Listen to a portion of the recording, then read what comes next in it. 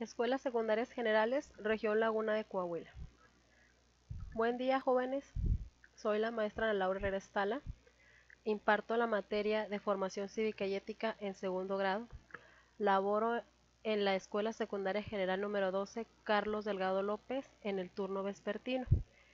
En esta semana me toca abordar los temas con ustedes de criterios para la construcción y aplicación de las normas y leyes para la vida democrática.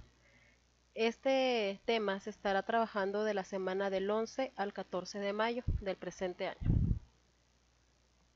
¿Cuáles son nuestros aprendizajes esperados? Reconocer que la igualdad ante la ley es condición para la construcción de una sociedad equitativa y justa. Para iniciar, primero tenemos que tener en claro lo que es una ley y vamos a entrar en contexto. Sabemos nosotros que como sociedad estamos regidas por normas y por leyes. Sin embargo, las normas pueden o no ser obligatorias. En cambio, una ley va a ser una norma jurídica que se dicta por una autoridad legítima, mediante la cual se manda o se prohíbe algo. Como pueden ver ustedes, la imagen del Código de Hammurabi es la más famosa recopilación de normas y leyes de la antigüedad. En ella se trataba de unificar las costumbres y regir la vida de los habitantes de este reino. Es decir, que a partir de este año ya se empezaba a buscar una forma de que la sociedad fuera equitativa, que existiera justicia entre los habitantes de la sociedad. ¿Cuáles son las características generales de la ley? En primer lugar tenemos la obligatoriedad. Nos dice ahí que significa que una ley debe de acatarse y que su incumplimiento será sancionado según lo establecido. ¿Qué quiere decir esto? Que si yo desconozco una ley no va a ser una excusa para no tener una sanción. Por ejemplo, si alguien estaciona su carro en algún lugar prohibido, de todos modos será acreedor a alguna multa. ¿Por qué? Porque la ley ya está establecida y de cualquier forma será acreedor a la sanción correspondiente. La segunda característica que tenemos es generalidad, es decir, que se aplica para todos los miembros de una sociedad, ya que debe de haber igualdad ante la ley.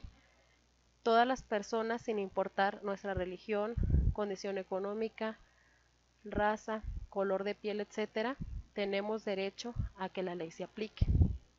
La siguiente característica es irretroactividad. ¿Qué quiere decir esto? Que la ley se debe de aplicar desde el momento de su promulgación. Es decir, que en general las leyes se van a disponer para casos del futuro, no del pasado.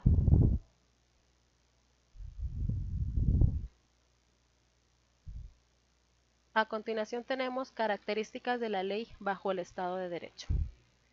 Primero nos dice que las leyes deben crearse democráticamente. ¿Qué quiere decir esto? Que existen mecanismos formales para que la población participe y modifique las leyes, pero del mismo modo que monitoree que la implementación de esta norma sea justa. Por ejemplo, tenemos el plebiscito o el referéndum, en los cuales la población puede tomar y dar opinión respecto a las leyes. La segunda característica es que las leyes protegen los derechos. Es decir, que una sociedad que está regida por un Estado de Derecho debe de defender a cada persona de la sociedad en general.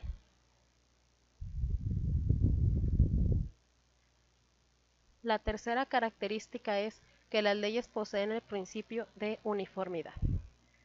Con ello nos dice que en una sociedad con Estado de Derecho, las leyes se aplican por igual a todos, sin excepción. No importa si alguien tiene mayores recursos económicos o si tiene alguna amistad con algún funcionario público. Por último, tenemos que las leyes se deben de cumplir y aplicar por igual, es decir, que deben de seguir procesos formales para determinar la culpabilidad o inocencia de algún individuo. Cuando no se recurre a las autoridades y se busca hacer justicia con las propias manos, se está faltando al Estado de Derecho.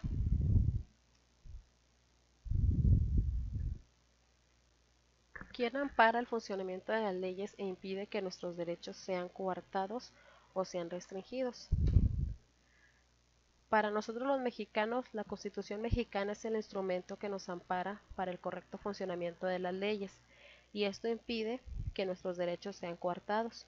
En los primeros 29 artículos de nuestra Constitución están expresadas las garantías individuales, que se refieren a los derechos universales básicos o fundamentales. Por ejemplo, nosotros podemos mencionar el derecho a la igualdad, el derecho a la justicia, el derecho a la libre asociación, el derecho a la libertad de tránsito, etc. También la protección de los derechos fundamentales de nosotros como seres humanos está plasmada en la Declaración Universal de los Derechos Humanos, que esta fue redactada en 1948 al término de la Segunda Guerra Mundial. Algunos artículos principales, por ejemplo, nos hablan de las libertades proclamadas que son para todos, que todos somos iguales ante la ley sin distinción alguna, que todas las personas tenemos derecho a un recurso efectivo ante los tribunales, es decir, que nos amparen en una situación que tenga que ver con la justicia, y que todos tenemos condiciones de plena igualdad. Cuando hablamos de derechos, también debemos de hablar de obligaciones y que el cumplimiento de las leyes y el apego a la legalidad son claves para evitar sanciones. En este sentido, la legalidad se encuentra estrechamente vinculada con el valor de la justicia, al considerar que ninguna persona está por encima de la ley. Las acciones que violan una ley serán tipificadas en un código y, según sea el caso, implicará una sanción relacionada con la gravedad de la falta, es decir, que cada vez que infringamos una ley tendremos algún castigo. Para concluir, nos quedamos con las ideas de que el apego a la legalidad de los ciudadanos debe de ser voluntario y con convencimiento de que funciona para vivir de una forma justa y armoniosa. Es decir, que aunque a veces no nos gusten algunas leyes que están establecidas, al momento de ser parte de una sociedad debemos de respetarlas. Debemos de tener una actitud crítica frente al desempeño de los gobernantes, es decir, que debemos o podemos y tenemos la facultad de poder decir cuando algún funcionario no está actuando de forma correcta. Podemos hacerlo mediante alguna participación dirigiendo alguna carta, alguna queja hacia la institución que corresponda para poder dar nuestra opinión. Tercera, la cultura de la legalidad también es considerada un conjunto de valores. ¿Por qué? Porque tiene que ver con que el individuo aplica legalidad, honradez, justicia, solidaridad, honestidad, etc. Cuarta, mediante la educación es posible dotar de conocimiento a los individuos en relación a las leyes. ¿Por qué? Porque sabemos que la educación es la base del progreso. Si no conocemos nuestros derechos, no vamos a poder exigirlos. Para terminar, vamos a realizar 3 actividades. La primera, en tu cuaderno, a manera de cuadro de doble entrada, anota en un lado tus derechos y en el otro tus obligaciones como adolescente en tu comunidad. Añadir algunos dibujos.